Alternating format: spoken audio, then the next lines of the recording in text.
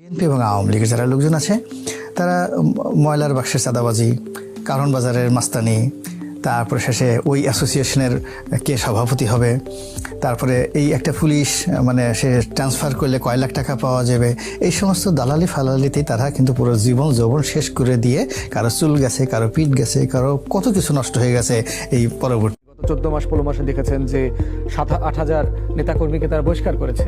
কিন্তু দুঃখজনক হলো ওই ক্রিমিনাল যাদেরকে বহিষ্কার করেছে তাদেরকে আবার দলের সবাইকে রিসেন্টলি ফিরায় নিয়ে আসছে, এবং ফিরায় নিয়ে আসার মধ্য দিয়ে যে মেসেজটা দেওয়া হচ্ছে যে তাদের অপকর্মগুলো আগামী নির্বাচনে আমার জন্য জরুরি, মানে তার এই ধরনের গুন্ডা আসলে আমার লাগবে। 96 সালে ওই 14 দিনে পার্লামেন্টে তত্ত্বাবধায়ক সরকার পাশ করেছে। কেন পাশ করলেন? আপনি তো ক্ষমতায় আসলেন তত্ত্বাবধায়কের মাধ্যমে, এসে কেন আপনি তত্ত্বাবধায়ক ভুলে গেলেন? আপনি বিএনপি, তাহলে আপনি জনগণের সাথে প্রতারণা করলেন।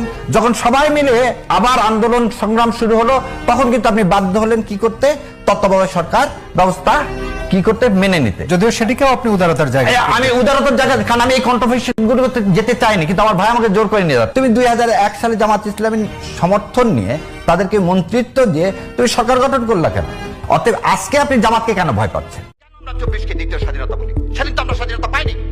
71 সালে 16 ডিসেম্বর কি জেনারেল ওসমানী ছিল না বাংলাদেশে? ছিল না কামরুজ্জামানরা, তাজউদ্দিনরা? কেন 16 ডিসেম্বর অরোরার কাছে আপনাকে হ্যান্ড ওভার করতে হবে? কেন আমার কনস্টিটিউশনের ড্রাফট রেডি করে দেবে ইন্ডিয়া? ও এই কথা আপনারা বলবেন না, আপনারা একদিকে দিয়ে বলবেন, এক কথা হয়ে বলবেন। কোনটাকে বলবেন?